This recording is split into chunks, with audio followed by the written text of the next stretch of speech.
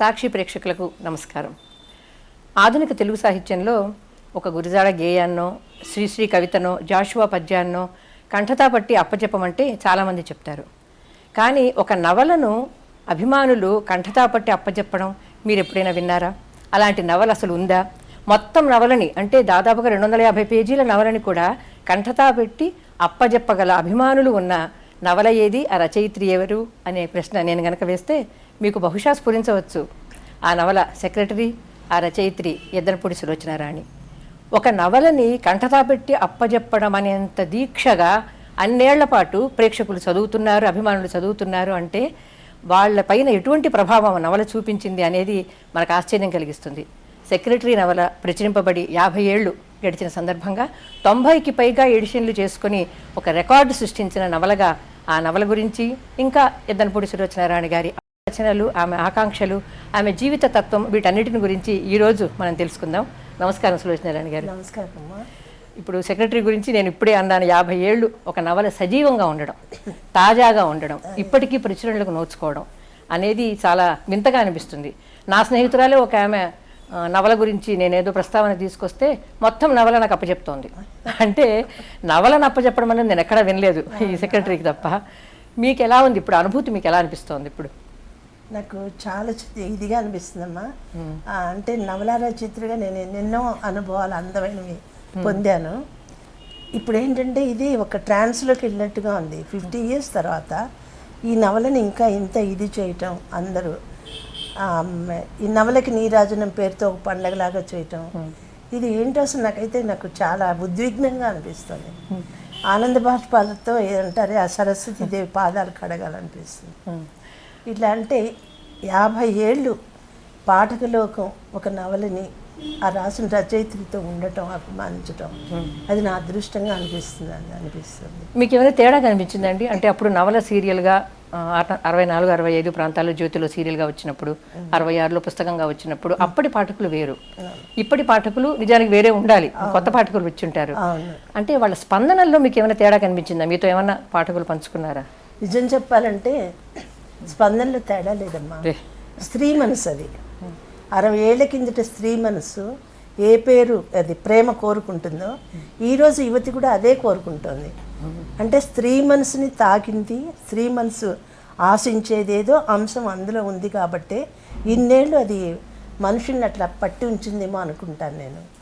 తరాలు వేరైనా కూడా రెస్పాన్స్ ఒకటే ఉంది. రాజశేఖరాన్ని వాళ్ళు అలా ఐడలైజ్ చేయటం, అమ్మాయి జయంతిలాగా ఉండటం. యాక్చువల్గా ఇప్పుడు అమ్మాయిలు అప్పుడు జయంతిలా ఉన్నారు. నాకు చాలా సంతోషం ఇస్తుంది. ఆత్మగౌరవం, ఆ సంపాదన. వాళ్ళు ఏంటంటే మగవాడిని తనతో కలిసి అడుగులేమని శాసిస్తున్నారు. ముందెళ్ళటానికి లేదు, వెనక్కి రావటానికి లేదు. కష్టం సుఖం పంచుకుంటున్నారు. అన్నీ ఉన్నా కూడా వాళ్ళల్లో ఆ స్త్రీత్వం పోకుండా ఒక పురుషుడు తనకి తోడు కావాలని అనుకోవటం, అందరిలో ఉండటం వల్లే ఈ సెక్రటరీ నవల ఇలా ఉంటుందేమో అనిపిస్తుంది. మీకు ఏమన్నా నమూనాలు ఉన్నాయండి? మీరు ఆ రోజుల్లో అప్పుడు వస్తున్న తెలుగు నవలా సాహిత్యం వేరు, ఎక్కువగా మగవాళ్ళు రాసేవారు, ఆడవాళ్ళు కూడా భిన్నంగా రాసేవారు. మీరు ఒక జయంతినో ఒక రాజశేఖరాన్నో సృష్టించడానికి మీకు ఏదైనా ఒక ప్రోటోటైప్, ఏదైనా ప్రభావాలు కానీ ఎవరైనా జీవితంలో కానీ ఉన్నారా? అస్సలు లేదమ్మా. అసలు సెక్రటరీ అనటమే ఏమిటో ఆ ముహూర్తం తెలియదు నాకు. ఒకసారి రమణ బాపు రాఘవయ్య గారు వచ్చి జ్యోతి మాసపత్రిక ప్రారంభిస్తున్నాను రాయమన్నారు. నేను నవలు రాయలేనండి అని రాయనన్నాను. ఎందుకంటే నాకు ఎప్పుడు కూడా నేను చేయలేని పని నేను చేస్తాను చెప్పను. అప్పటి వరకు నేను కథలు రాస్తున్నాను. ఐ లవ్ యూ, నాకే అదృష్టం చాలు, పెళ్లి ప్రయాణం, బహుమతి, అవన్నీ బాగా ఆదరణ పొందితే వాళ్ళు రాయమంటే నేను రాయలేనండి అన్నాను. అంటే కాదమ్మా నువ్వు రాయగలవు, రాయమన్నారు రమణబాబు గట్టిగా. నేను రాయలేను. 2 గంటల పాటు కూర్చున్నాం అనమాట. వాళ్ళని ఒప్పించాలి, నేను రాయలేనని, రాసేటట్టు ఒప్పించాలని వాళ్ళు.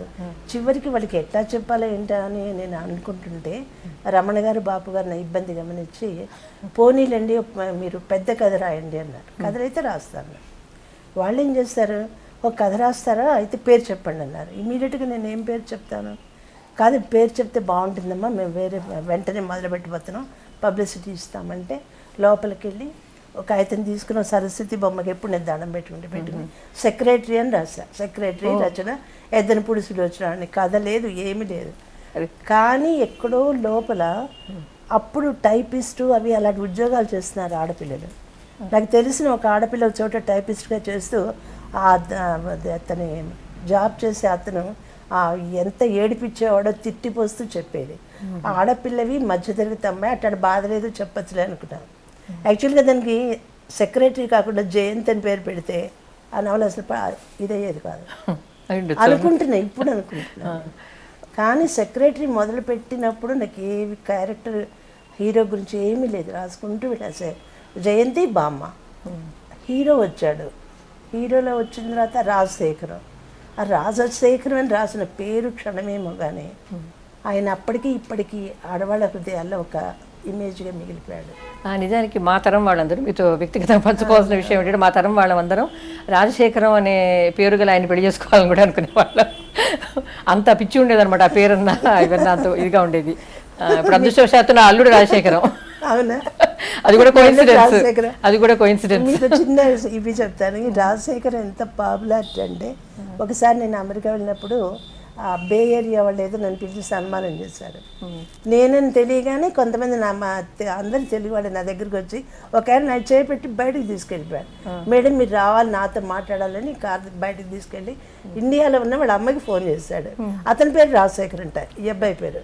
అమ్మ నువ్వు నా పేరు పెట్టావి, నీ అభిమాన రచయిత్రి, అదిగో ఇక్కడ ఉన్నారో హలో చెప్పమంటే ఆవిడకి ఎంత ఇదిగానో చెప్పింది. పాఠకులు మామూలుగా చదివి అభిమానించడం అన్నది ఒక పద్ధతి, వాళ్ళే సొంతం చేసేసుకోవడం, అందులో పాత్రలని ఆ రచయిత్రిని సొంతం చేసుకోవడం అన్నది, దానివల్లే బహుశా 50 ఏళ్ళైనా ఇప్పటికీ సెక్రటరీకి అంత విలువ ఉందేమో అనిపిస్తుంది. సెక్రటరీని తర్వాత సినిమాగా తీశారు.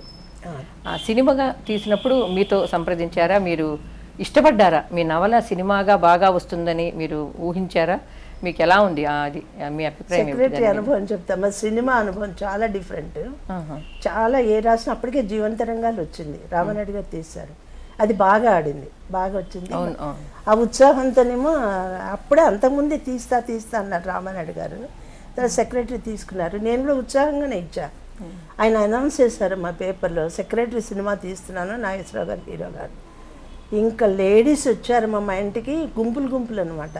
మీరు ఆ అసలు ఎలా ఇచ్చారు, మీకు రైట్ లేదు, మీరు ఆ రైట్స్ వాపస్ తీసేసుకోండి అని నన్ను డిమాండ్ చేశారు. ఎందుకు? సినిమా తీయడానికి వీల్లేదట, ఎవ్వరూ సూట్ కాదు దానికి, మా ఇమాజినేషన్ అంతా చెడిపోతుంది, అసలు ఆ హీరో సూట్ అవ్వరు, ఎవ్వరు నాగేశ్వరరావు గారు కాదు ఎవ్వరూ సూట్ అవ్వరు, మా ఇది పోతుంది, మీరు తీసేసుకోండి, మీకు రైట్ లేదన్నారు వాళ్ళు. నేను ఇదేంటని రామానాయుడు గారు చెప్పా. ఇది ఎక్కడ కూడా సినిమా చూసిన తర్వాత అందరూ హ్యాపీగా ఫీల్ అవుతారు మేడం అన్నారు. సినిమా వచ్చింది. టెలిఫోన్ డిపార్ట్మెంట్లో వాళ్ళు దాదాపు ఒక 20 మంది ఫస్ట్ డే ఫస్ట్ షోకి రిజర్వ్ చేయించుకు వెళ్ళారు. మధ్యలో లేచి వచ్చేసారు, మొత్తం చూడలేదు వాళ్ళు. ఎందుకు చూడలేదు అంటే హీరోయిన్ క్రాక్ అని అనిపించట డైరెక్టర్. అస్సలు వాళ్ళకి ఎంత అంటే ఇమీడియట్గా నాతో పోట్లాడారు. రామానాయుడు గారి దగ్గరికి వెళ్ళి రామానాయుడు గారు ఫోన్ చేసి పోట్లాడారు. అసలు మీరు సెక్రటరీ చదివారా, మీరు మరి జీవన రంగాలు బాగా తీశారు, ఎందుకు ఇంత పక్షపాతంగా తీశారు, అసలు మీకేముందని పోట్లాడితే రామానాయుడు గారు నేను తల పట్టుకున్నా, ఆయన తల పట్టుకున్నారు. రామానాయుడు గారు అన్నారు, ఏంటమ్మా డబ్బు ఇంత ఖర్చు పెట్టి నేను ఇంత పెద్ద హీరోని పెట్టి తీస్తే మీరు ఈరోజు వచ్చి నాతో పోట్లాడుతున్నారు అన్నారన్నమాట.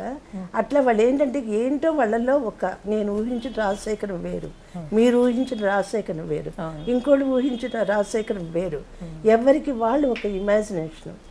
దాన్ని వాళ్ళు ఇంకోటి చెరిపితే ఒప్పుకోవట్లేదు. అది ప్రస్తుతం వస్తున్న ఈ పర్సనాలిటీ డెవలప్మెంట్ బుక్స్, వ్యక్తిత్వ వికాసాలు, వీటన్నిటికన్నా ముందే దాదాపు 30 సంవత్సరాల క్రితమే ఎద్దనపూడి సులోచన గారు అటువంటి పుస్తకాలు రాశారు. ఆమె రాసిన సెక్రటరీ, విజేత లాంటి పుస్తకాలు చదివే రోజుల్లో నేను జస్ట్ గ్రాడ్యుయేట్ని, అంతగా డబ్బు లేదు. అందులో హీరోలను చూసి ఎప్పటికైనా సరే ఒక కారు కొనుక్కోవాలి, కొంచెం డబ్బు సంపాదించాలి అనే పాజిటివ్ దృక్పథం ఆ పుస్తకాల ద్వారానే నాకు వచ్చింది.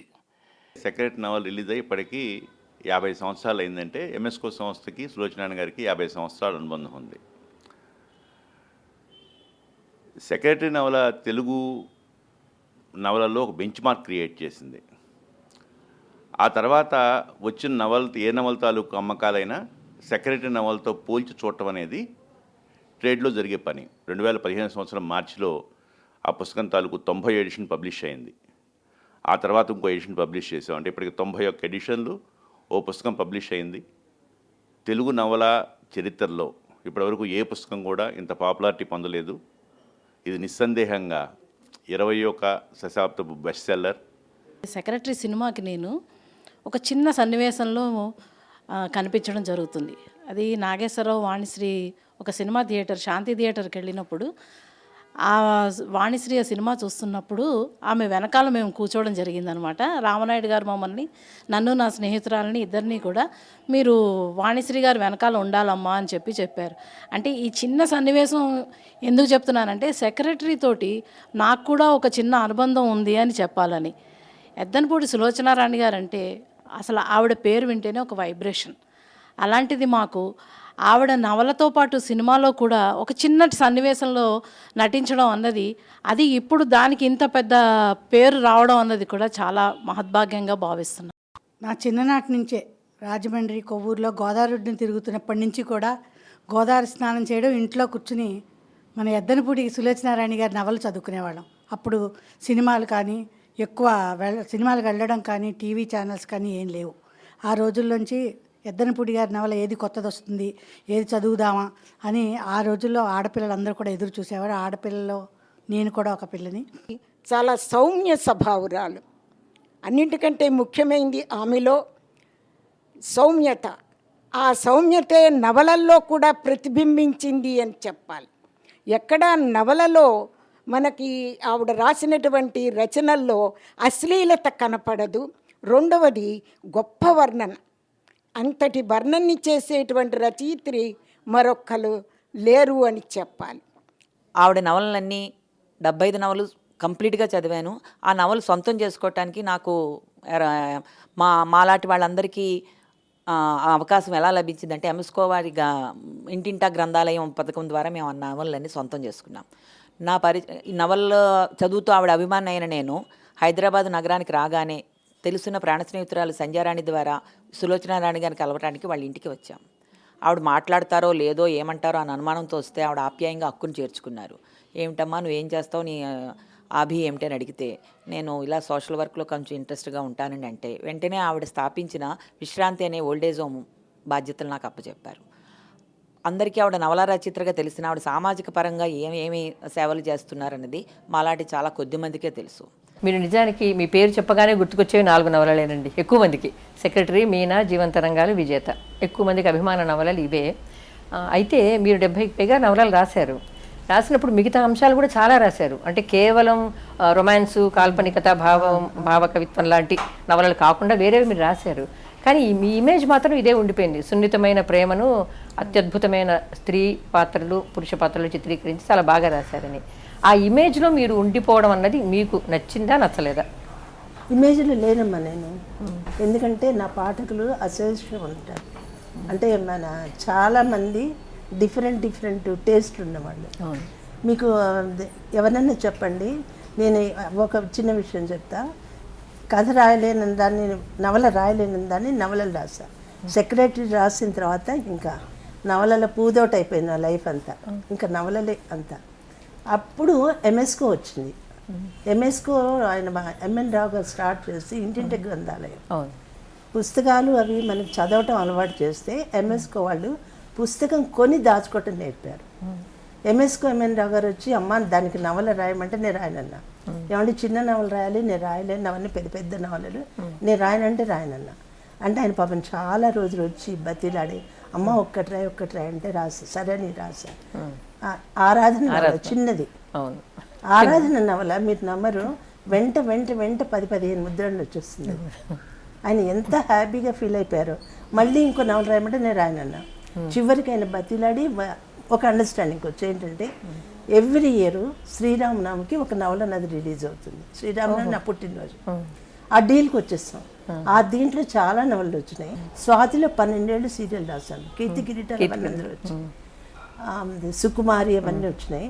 ప్రతి నవలకి కొంతమంది పాఠకులు ఉన్నారు. అదే విమర్శకులు మీకు సమకాలీనంగా ఉన్నారు. మీరు రాస్తున్నప్పుడు మీకున్నారు, ఇప్పటికీ ఉన్నారు విమర్శకులు. ఉన్నారు. ఆ విమర్శకులు మీరు ఎప్పుడన్నా పట్టించుకున్నారు అసలు? నేను పట్టించుకోలేదు. ఒక ఆయన వచ్చి పాపం అడిగాడు, ఏంటమ్మా ఎప్పుడు అవే నవలలు రాస్తాం, మాలాంటి వాళ్ళకి కూడా రాయకూడదు, ఎందుకు రాయాలి మీ ఇలాంటి వాళ్ళకి అని అడిగాను నేను. అదేంటి ఇంటలెక్చువల్స్ మీరు రాస్తే మాకు బాగుంటుంది, ఎన్నో సబ్జెక్ట్స్ ఉన్నాయని. మీరు చదువుకున్న వాళ్ళు, మీరు ఇంటలెక్చువల్స్ అని మీరే చెప్పుకుంటున్నారు, మీరు వెళ్ళి ప్రపంచంలో ఎక్కడైనా ఏ నవలైనా చదువుకోగలరు. వీళ్ళు నా వాళ్ళు, వీళ్ళంతా నేను వాళ్ళకి చేస్తే వాళ్ళకి సంతోషం, వాళ్ళు ఎదురు చూస్తారు, నేను వాళ్ళకే రాస్తాను. 99 మంది మెచ్చుకున్నప్పుడు ఒకడు మెచ్చుకోకపోతే నేనెందుకు కేర్ చేస్తే ఐ డోంట్ కేర్ అన్నారు. ఆయన పెద్ద ఆయన నవ్వేశాడు, ఏమనలేదు నన్ను. లేకపోతే మీరు ఇందాక ఒక మంచి మాట అన్నారు, ఈ తరం వాళ్ళు అప్పట్లా ఉన్నారని, నా హీరోయిన్లా ఉన్నారని. దాని గురించి చెప్పండి. ఎటువంటి స్త్రీల గురించి మీరు ఆశించారు అప్పుడు రాసేటప్పుడు? అప్పుడు నేను రాసింది ఇప్పుడున్న ఆడపిల్లల గురించి అమ్మా. అంటే ఆడపిల్ల అంటే స్వతంత్రంగా ఉండాలి, తను నిర్ణయించుకోవాలి, అట్లానే ఆమె గర్వంగా ఉండకూడదు, బాధ్యత లేకుండా ప్రవర్తించకూడదు, కష్ట సుఖాలు తెలుసుకోవాలి, బాధ్యత తీసుకోవాలి, పురుషుడితో సరి సమానంగా ఉండాలి అని. ఆడవాళ్ళైనా మగవాళ్ళైనా ఫస్ట్ ఏం చేయాలంటే నీకు నీవే ఏం కావాలో నువ్వు తెలుసుకోవాలి ముందు.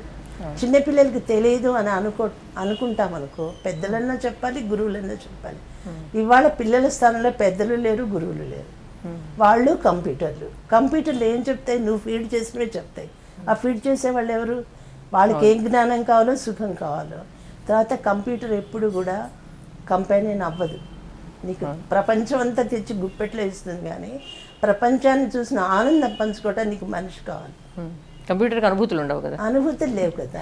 అందుకని మనిషి ఎప్పుడు మనిషి తోడు కావాలి, సాంగత్యం కావాలి. నువ్వు అడవిలో ఉండు, ఇంట్లో ఉండు, పెద్ద మేడలో ఉండు, ఎక్కడన్నా ఉండు. మీరు ఎక్కువగా ప్రజా జీవితంలోకి రాలేదు, ఇంతమంది అభిమానులు ఉన్నప్పుడు ఎవరైనా ఆనందంగా 10 సార్లు వేదికను ఎక్కుతారు, మీరు ఎందుకో ఎప్పుడు ఇష్టపడలేదు, బలవంతం చేస్తే తప్ప. ఎందుకు అలాగా? అంతమంది అభిమానులు ఉన్నారు కదా అంటూ బయటికి రావాలని, ఇంకొంచెం దాన్ని వాడుకోవాలని, మీకున్న ఇమేజ్ని వాడుకోవాలని మీకు ఇప్పుడు అనిపించలేదా? నాకు వేదిక అక్కర్లేదమ్మా, నా అభిమానులు నా దగ్గరకు వస్తారు, వాళ్ళకి ఏం కావాలో నాకు తెలుసు. నేను తర్వాత నా అదృష్టం ఏంటంటే వాళ్ళు నా కథలు చదివి నన్ను తన దానిగా చేసుకున్నారు, వాళ్ళు నా వాళ్ళు అయ్యారు. ఒక బంధం ఉంది మా మధ్య, అలా అది చక్కగా ఒక కుటుంబంలాగా పెరిగింది. జగమంత కుటుంబం నాది అన్నట్టు. నాకున్నది ఒక్కతే అమ్మాయి, కానీ జగమంత కుటుంబంలాగా నాకు ఎన్నో వేల కుటుంబాలు, వేల మనసులు నాకు దగ్గరైనాయి. మీరు ఎక్కువగా ఏం పుస్తకాలు చదివేవారు? ఇంగ్లీషు, తెలుగులో ఏది ఎక్కువ చదివారు? చిన్నప్పుడు మా ఊళ్ళో నా అదృష్టం ఒక మంచి గ్రంథాలయం ఉందమ్మా, దాంట్లో అన్ని పుస్తకాలు ఉన్నాయి. ఇంగ్లీష్ పుస్తకాలు, ట్రాన్స్లేషన్స్, ఫేమస్ నావెల్స్ అని, తర్వాత శరత్ బాబు, రవీంద్రనాథ్ ఠాగూర్వి, అడవి బాపురాజు, ఇవన్నీ చదివాను నేను చిన్నప్పుడు. నా ఫస్ట్ కథ పబ్లిష్ అయ్యి 1956లో, అంటే ఇది 16 వచ్చింది కదా, 60 ఏళ్ళు అనుకుంటా. ఫస్ట్ స్టోరీ చిత్రనళి ఆంధ్రపత్రికలో పడింది. పుస్తకాలు చదివేదాన్ని నేను, బాగా చదివేదాన్ని అన్ని బాగా. మీకు ఇష్టమైన రచయితలు ఎవరు, ఇంగ్లీష్ కానీ తెలుగు కానీ? అభిమాన రచయితలు అంటే ఎవరు ఉన్నారా? అట్లంటే ఒక రైటర్కి నేను ఎప్పుడు ఎవరిని ఆరాధించిన వాళ్ళని వాళ్ళలో బెస్ట్ తీసుకుని ఎంజాయ్ చేస్తాను అనమాట, ఓపెన్ మైండ్గా. ఆస్కార్ వైల్డ్ పంచ్ డైలాగ్ నాకు చాలా ఇష్టం, చాలా ఇష్టం. ఐడియల్ హస్బెండ్ నాకు చాలా ఇష్టం అవుతుంది. అట్లా మన తెలుగులో నారాయణరావు, గోనగన్నారెడ్డి చాలా ఇష్టం. శరత్ బాబు చదివేదాన్ని, కానీ ఆ డెలికసీ చాలా ఇష్టం. ఆ మగాళ్ళు అసలు నచ్చేవాళ్ళు కాదు నాకు, బోర్ మగవాళ్ళు, అందరూ బలహీనులే. తనని తాను రక్షించుకుని వాడు. నాకు దేవదాసు ఆ రాసిన విధం, ట్రాజడీ చాలా ఇష్టం, కానీ దేవదాసు ఏజ్ హీరోగా నాకు నచ్చడు. నువ్వు రక్షించుకోలేని వాడివి, నీ ప్రేమించిన అమ్మాయిని రక్షించలేని వాడు ఎందుకయ్యాను, తాగి చచ్చిపోతే ఎవడిగితే. ప్రేమికుడు ఎలా ఉండకూడదో చెప్పింది దేవదాస్ అనుకుంటా కదా, అంతే. ప్రేమికుడు ఎలా ఉండాలో చెప్పింది సెక్రటరీ. అవును కదా, ప్రేమికుడు ఎలా ఉండకూడదో చెప్పింది దేవదాస్. ఇంకోటి, మీ నవలలు కొన్ని టీవీ సీరియల్స్గా వచ్చాయి. ఆగమనం, ముఖ్యంగా ఆగమనము, లేకపోతే తర్వాత చక్రవాకం కానీ, అగ్నిపూలు కానీ, ఇవన్నీ వచ్చాయి టీవీ సీరియల్స్గా. అవి ఎలా నచ్చాయి మీకు, మీ మనసుకు నచ్చాయా? 26 ఏళ్ల క్రితం మంజులా నాయుడు, సుధాకర్ హస్బెండ్ వైఫ్, ఇద్దరు దంపతులు, ప్రేమ వివాహం. ఆ అమ్మాయి మాత్రం నా పుస్తకాల నుంచి నడిచొచ్చిన హీరోయిన్లో ఉంది, ఫైర్ బ్రాండ్. తనకేం కావాలి, ఇద్దరు కూర్చున్నారు ఇక్కడేను. అయితే వాళ్ళు సీరియల్ తీస్తామని చెప్పారు అనమాట. ముందు అమ్మాయిని అబ్జర్వ్ చేస్తారు, చాలా చక్కగా మంచి వ్యక్తిత్వం. తనకేం కావాలో తనకు తెలుసు, అమ్మాయి నవల కావాలి. నా దగ్గర అప్పటికే అన్నీ అందరు తీసేసుకున్నారు. జీవన తరంగాలు అవి సక్సెస్ అయినప్పుడు ఒక్కొక్కరు 4 కొని పెట్టేసుకున్నారు. పబ్లిష్ మన ప్రొడ్యూసర్. నా దగ్గర ఏం లేదమ్మా, చూసి ఆగమనం ఒక్కటే ఉంది అన్న, అది ఎట్టగా ఎవరు తీయలేరని నాకు తెలుసు అంటే తీసుకెళ్ళిపోయింది అమ్మాయి. నేను ఇచ్చిందే చాలని తీసుకెళ్ళిపోయింది. అద్భుతంగా చాలా బాగా చేసింది. ఒక్కొక్క వ్యక్తి వచ్చి ఒక ప్రత్యేకత నా లైఫ్. అంటే మీలో ఉన్న ప్రతిభను అనేక రకాలుగా ఆవిష్కరించడానికి అవకాశం దక్కింది మీకు అనేక మాధ్యమాల ద్వారా. ఎంఎస్కో ముందు ఆ పత్రికలు అవి స్వాతి, ఆంధ్రజ్యోతి అయితే బిగినింగ్ లో నా సీరియల్తో మొదలైంది. జీవంతరంగా నార్ల వెంకటేశ్వర గారు వచ్చి అడిగితే రాశాను. అట్లనే ఇవ్వలో మీనా చక్రపాణి గారు వచ్చారు, పాప ఇంత పెద్దవాళ్ళు వచ్చి నన్ను అడుగుతున్నారే అని రాసేదాన్ని వినయంగా. వినయంగానే రాశాను. ఆ తర్వాత మంజు వచ్చింది. మంజు చిన్నతరం కానీ మా ఇద్దరికి మంచి రాపోర్ట్ ఉంది, ఏమీ ఇది లేదు అసలు. యాక్చువల్గా ఇంకోటి చెప్పడం మర్చిపోయారు మొన్నాన్ని, నాకు రుక్మిణి కళ్యాణ్ చాలా ఇష్టం. నాలో రొమాంటిక్ ఎలిమెంట్ కదా అనుకుంటున్నాను. ఆ రుక్మిణి కళ్యాణ్ అంటే నేను ఎక్కడ చదవలేదు, మా అమ్మమ్మ పాట రూపంగా పాడి నాకు వినిపించేది. అది నా మనసులో పడిపోయింది. అది హీరో చాలా చాలా గొప్ప. అదే రాజశేఖర్ మొట్టమొదటి లేచిపోయిన స్త్రీ రుక్మిణి కదా. బహుశా వాళ్ళిద్దరు జయంతి రాజశేఖర్. 18వ ఏట హైదరాబాద్కి వచ్చారు. హైదరాబాద్ వచ్చాను. అప్పటికి అమ్మమ్మ పోయింది, అమ్మ నాన్న ఓ 2 ఏళ్ళు తేడాలు వెళ్ళిపోయారు. నేను అక్కడ ఉండగానే నా మనసు అంతా విషాదంగా ఉండే. చాలా నాకు వాడు తప్ప వేరే ఎవరు తెలియదు. ప్రేమ, నేను యంగెస్ట్ చేయడం వాడు చాలా బాగా ప్రేమగా చూసేవాళ్ళు. అక్కయ్యలు అన్నయ్యలు అందరూ ఉన్నారు. ఇక వచ్చిన అత్తగారి ఇంటికి వచ్చా. అత్తగారు వాళ్ళందరూ కొత్త వాళ్ళు. మా ఆయన కూడా నాకు కొత్తే. ఆయన కూడా నాకు అప్పుడు ఈ చిన్నప్పుడు పెళ్ళాడు కదా, ఆయనతో మాట్లాడటం కూడా నాకేం మాట్లాడేది తెలిసేది కాదు, ఆయనకి తెలిసేది కాదు. నాకు అప్పటి వరకు విషాదం అంటే విచారం అంటే తెలియదు. హ్యాపీగా అన్నట్టాను. అప్పుడు కథలు అప్పటికే నేను మా ఊళ్ళో ఉండగానే పెళ్లి ప్రయాణం కథలు రాస్తాను. ఉత్తరాలు పట్టం మొదలుపెట్టి ఆంధ్రపత్రికలో వేసేవాళ్ళు వాళ్ళు. ఆంధ్రపత్రికలో వేసిన తర్వాత ఇక మళ్ళీ తోచుకు కథ రాసేదాన్ని, కథ ఆంధ్రపత్రిక పంపించేదాన్ని. వెంటనే అందులో అప్పుడే నాకే దృష్టం చాలా మంది తర్వాత వచ్చినాయి. ఐ లవ్ యూ, ముఖ్యంగా ఐ లవ్ యూ చాలా పేరు చాలా అందరికి చాలా ఇష్టమైన కథ. అందరికి చాలా ఇష్టమైన కథ. మృణాన్ని తర్వాత నన్ను నేను తెలుసుకున్నాను. నాకు భయం లేదు అసలు. ఐ లవ్ యూ కథ రాస్తే ఆర్థడాక్స్ బ్రాహ్మణ్ ఫ్యామిలీ మాది, తిడతారు కదా, ఎవరు తిట్టలేదు, అందరూ యాక్సెప్ట్ చేస్తారు. అప్పుడు రేడియో స్టేషన్ కడితే వచ్చి మెచ్చుకునేవాడు అనమాట. అప్పుడు కథలు అభిమానులు నన్ను సేద తీర్చారు. 50 ఏళ్ళ తర్వాత 50-60 ఏళ్ళ తర్వాత రీసెంట్గా మా హస్బెండ్ పోయారు. మళ్ళీ అట్లాంటిదే ఒక వ్యాక్యూమ్ వచ్చిన లైఫ్లో. సడన్గా సెక్రటరీ ఇది ఈ నవలకి నీరాజనం పేరుతో వీళ్ళంతా ఇంత హడావుడి చేసేస్తున్నారు, మీడియా అడుగుతుంది, వాళ్ళు అడుగుతున్నారు. సెక్రటరీ మళ్ళీ సేద తెచ్చింది. మీరు మీ సాహిత్యం ద్వారా చాలా రకాల ఆలోచనలు భావనలు మీ పాఠకులకు ఇచ్చారు. మీరు ప్రధానంగా మీ జీవితం నుంచి మీకున్న జీవిత తాత్వికత ఏమిటి, మీకు ఒక ఫిలాసఫీ ఆఫ్ లైఫ్ అనేది మీ జీవితంలో ఆచరించేది ఏమిటి, అదేమిటి చెప్పండి. లైఫ్ అంటే నాకు చాలా ఇష్టం. నేనుగా బతికానమ్మా. ఉన్నదంతా సంతోషంగా ఉంటా. 2, 3 నాకు మనుషులు కావాలి. పెద్ద ఇల్లు పెద్ద కార్లు నాకు అక్కర్లే, వాటితో నేను హ్యాపీగా ఉండలేదు. నాకు మా అమ్మాయి మంచి ఫ్రెండ్, బాగా తోడు నీడ. అట్లా మనం చేసుకోవాలి. సింపుల్గా ఉండాలి, సింపుల్ ఇట్ హార్ట్ అనమాట. నువ్వు ఊరికే అవి ఇవి కావాలి అనుకోవడంలో జీవితం పోగొట్టుకోకూడదు. చెత్త బుట్టైనా అంతే, శవైనా అంతే, మనిషి ప్రాణం పైన అంతే. ఆ ఫిలాసఫీ నేర్చుకోవాలి. చెత్త బుట్టకి ప్రాణం పోయిన మనిషికి తేడా ఏం లేదు. నువ్వు చెత్తబుట్ట అవుతావు ఎప్పుడో ఒక రోజున. ఎందుకు ఇంకా అంత పెద్ద అంటే నేనే సుఖాలు అనుభవించు, ఎదుటి మనిషిని ఇబ్బంది పెట్టకు. వాటి కోసం సుఖాలు పడచ్చు, సుఖాలు కావాలనుకో. జీవితంలో ఎక్కువ ఆశించే క్రమంలో జీవితాన్ని కోల్పోవద్దు. జీవించడం అనేది నీకు మళ్ళీ దొరుకుతుందో దొరకదో మనకు తెలియదు కదమ్మా. చాలా బాగా చెప్పారు సులోచనారాయణ గారు. మన మనసును ఎప్పుడు తాజాగా ఉంచడం అన్నది ఒక రచనకున్న పరమార్థం అయితే మీ రచనలన్నీ ఆ పరమార్థాన్ని సాధించాయని నాకు అనిపిస్తుంది. ఈరోజు మీరు మీ మనసులోని భావాలను కూడా పంచుకున్నారు. కేవలం మీ రచనల గురించే కాకుండా మీ జీవితాన్ని గురించి, మీ జీవిత తత్వాన్ని గురించి కూడా మాకు చాలా విలువైన సమాచారాన్ని మీరు ఇచ్చారు. మాతో చాలా ఆత్మీయంగా, ముఖ్యంగా చాలా ఆత్మీయంగా మాట్లాడారు. మీకు ధన్యవాదాలు. నమస్కారం.